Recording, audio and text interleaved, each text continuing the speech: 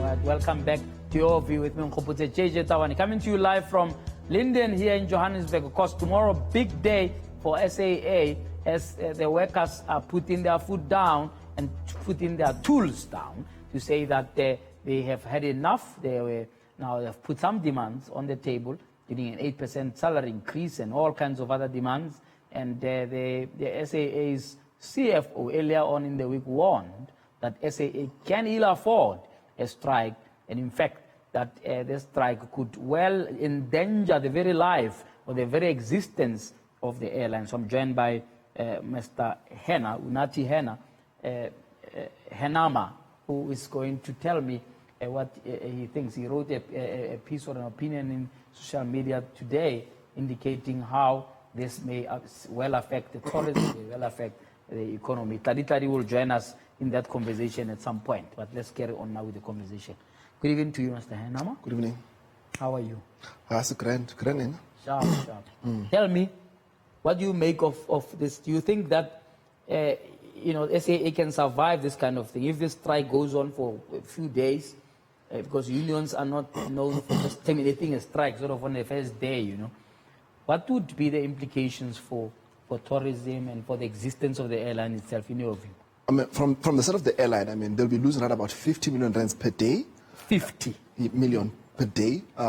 Obviously, from a tourism side, it caused disruption on the brand of SAA because obviously people would prefer other airlines. Already, SAA is quite expensive compared to the other airlines that are available. So from a brand perspective, people will therefore prefer other airlines. But I think a much greater conversation should be having in the country is, do we have the right aviation policy? Because the Department of Transportation is conflicted. On this one side, it is a shareholder in SAA, and on the second side, it is a regulator of the aviation industry. Yes. And I definitely believe that the sooner SAA is privatized, the better for us, because that means that more competition will open up. Because, if people like Richard Branson have indicated that they are willing and considering buying a stake in SAA, they'll obviously want more competition. They'll obviously want that more airlines must come to this country. So fundamentally, I believe SAA might not survive this. Yeah. But do you think that it may well be the necessary conversation that had to be brought to their head? Because SAA has been making losses for years on end. The last time 28 billion profit probably was 2012 or some 2013, far away yes. date. So do you think maybe this had to be brought to a head to decide whether in fact you need to keep the airline in its current form or not? Because in the absence of a major event like this, people tend to just continue on a straight line. Possibly this crisis might be the best thing for us. Because the government has been speaking about privatizing SAA for quite some time. So possibly this might be the blessing we need for SAA to be finally privatized, because at the end of the day, 28 billion rands has been put in the airline for several years. So that's a lot of money that could have been used for schools, education, healthcare, and other things. So, with the money we've spent on SAA, we could have paid the e-tolls, possibly, and made everybody in Gauteng happy. Yeah, but honestly speaking, I believe government has proven that they're unable to manage SAA, so they must leave it for other players. Yes. I don't think they have said they wanted to privatize it. There's been a lot of talk about the so-called equity partner. In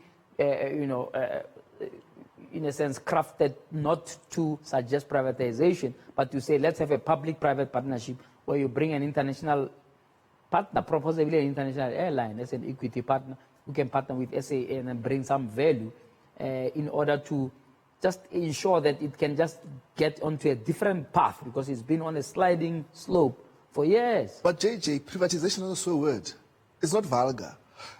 If we privatize partially SAA, we'll be saving these jobs that are threatened right now, because SAA, for example, will actually get new planes, because at the end of the day, if you go look at the planes that SAA is using, the vast majority of them are leased and they are old planes. They don't even own the majority of those planes, compared to Bocom Air, who own their planes and they have got the latest generation of planes that use less fuel and are much more efficient. So they're actually able to make those savings. So fundamentally, we must stop this conversation, South Africa, thinking that when you say privatization, it's vulgar. They've never said so. They're just saying bring an equity partner, because they know what the unions are going to say should they say privatization. But let's talk now to Tadi, the spokesperson of SAA. Tadi, good evening to you, my brother. Good evening, JJ, and good evening to the viewers. Tadi, what's happening? What's the latest in terms of the strike itself? Just give our viewers an update. JJ, thank you for the opportunity. Look, we have had a series of engagements with labor unions on the matter around wage negotiations. Yes. Where we got to a point where we tabled an offer of 5.9%, yes, which offer was accepted by one of the unions, namely Leicester Transport Movement, because the thinking and the rationale around it was that they expected the employer to match the increase that was given to our pilots. Yes. On the other hand, you also had two other unions that have formed a coalition or an alliance. They are working together, namely NUMSA and the South African Cabin Crew Association. Yeah. They placed on the table a demand of a wage increase of 8%. Yes. So we are a bit far away from them insofar as their demand is concerned. We are closest to the demand insofar as the National Transport Movement is concerned. However, one of the sticky issues is around the terms of payment of the wage increase, because we were saying that we needed to raise funds in order to be able to make the necessary payments in the form of salary increases. Yeah. And that is exactly where we are at the moment. Yesterday, we presented a revised offer, which they had an opportunity to reflect and to consult on their constituencies on, and then they came back today at a meeting we held at 2 o'clock, where that offer was rejected. All right. Can I just understand, especially the issue of the pilots? Why did you raise the issues? Why did you raise the wages of the pilots and not raise across the board? What was the reason for that? There was reluctance on our part. There was reluctance and resistance on our part. However, we were defeated in that effort, because when we expressed our concern that the state of finances at the moment will not enable us to be able to accommodate us meeting their wage increases, they then went to the CCMA, where they won the award, which compelled us to meet the conditions of the agreement that is in place, which is a 5-year agreement between us and the pilots, where we were forced to make this payment. In other words, it is not the case of the employer choosing to treat one professional class, namely the pilots, different from the rest of the employees. Yeah. It is something that was done in the context of that particular framework. I see, but it does come across that way, because then it forced the other employees to also do the same thing, go to the CCMA. They have now come with the same, in a sense, certificate to strike, and you have now come full circle to agree to the 5.9%. In hindsight, does management think they should have simply treated all the employees the same? Look, hindsight will always be your best teacher, and unfortunately, certain things, when you refer to them as matters historical, you are not able to reverse them or change them. But I think you are making a valid point insofar as that is concerned. We need to draw lessons from these experiences so that we are better prepared to manage situations of this nature in the future. Yeah. You see, your CFO, your acting CFO, earlier on in the week, warned that any strike will cripple SAA financially. Is it therefore not wise to try and settle with the unions instead of losing 50 million rand a day? Wouldn't it be wiser to actually look into a possibility of an urgent solution before the strike can go on? What is your thinking there about this deadlock that's going? You've already cancelled flights, I understand, for tomorrow and Saturday. So what is the thinking there, that you are going to, you can't afford the 8% and that's it? And then what should then be the solution? A lot of people say this is a risky thing, which SA is really on the edge of collapse. Look, the reality of the situation is that we have a few and limited options, if any. And we are faced with a situation where we have to really plead with our stakeholders to work with us at the level of rescuing the business. If SAA cannot be salvaged, if we do not have an opportunity to implement the turnaround strategy, if our bottom line does not improve, we are faced with a stark reality which will really mean doom and gloom for a lot of people, nearly all of us as employees of the business. You are correct. The cancellation of flights translate into a revenue loss of 52 million rands a day. So what we are saying is that parties should work together towards finding a common ground, a settlement insofar as this particular matter is concerned. I am aware that there's a view that suggests that we should consider an option of acceding to making this salary increase, wage increase, a reality in terms of giving them the increases. However, the reality of the situation is that as we speak right now, we are in negotiations with the lenders in order for them to give the airline an amount in the region of 2 billion, which is intended to serve as a working capital for a limited period of time. And that does not even include the wage increases that the labor are demanding at the moment. So we are trying to balance a few things together so that we continue to have some equilibrium to continue to operate. It is a very tightrope walking that requires all of us to work together to ensure that the company continues to exist. All right, I'm sitting with an analyst here, Unathi Henama, who will just make a comment before I let you go. Mr. Henama, your view?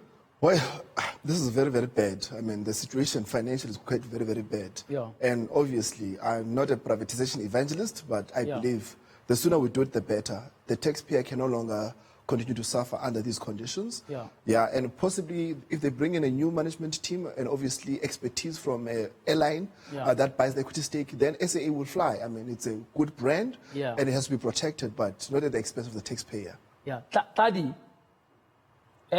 are there serious conversations about an equity partner? I know that the Minister of Public Enterprises, while he was still Minister of Finance a couple of years ago, announced that that process was starting. I know that during the tenure of Ms. Dudumieni, there was a serious conversations on the table that were off the table because of whatever reasons about an an equity partner. Is this still on the table as a firm proposal of a way forward there, Tadi? Look, there are a number of factors that we need to take into account insofar as that is concerned.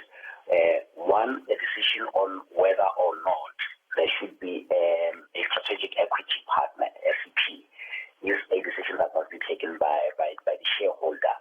We are aware that the president, when she was on official travel, I think it was in the UK, he made reference to this particular aspect. And we have also taken note of a number of other parties that have expressed interest insofar as this matter is concerned. I think the best way possible for us to get a sense of what is happening is to approach the shareholder and to get a sense of exactly where we are going. But in the current turnaround strategy, Tadi, because that usually emerges from the management, from the board, because they're the ones who are handling the everyday issues day to day. There's no proposal from yourselves to the shareholder to say, this is the direction we are proposing. Or are you saying that in the current turnaround that you are implementing as management, that includes the restructuring you have announced, the equity partner doesn't feature? The current version of the strategy, unless there are changes as we move forward, the certain assumptions that we make and the architecture of the strategy did not include the issue around the SEP partner. What we did was to quantify we did the costing insofar as the implementation is concerned, as to where the money will come from, the funding requirements will come from at the level of sponsoring the implementation of the strategy. We did not specify that there. All right. One option has to do with the sourcing funding from a strategic equity All right, we're going to have to leave it there, Tari. I know, I understand we are going to have to let you go. I'm sure you are inundated. All the best as you handle this. What is your message to passengers quickly?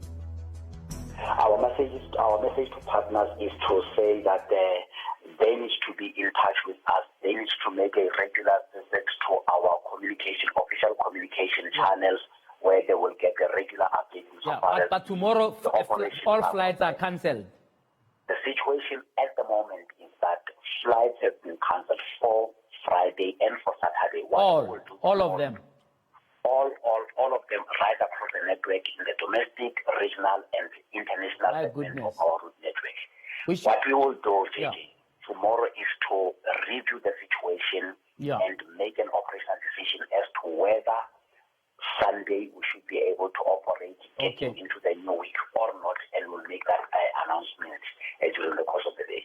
Tadi, all the best. Thank you. All right, Tadi, the spokesperson of the SAA. I do not wish to be him tonight, but let's take a break now.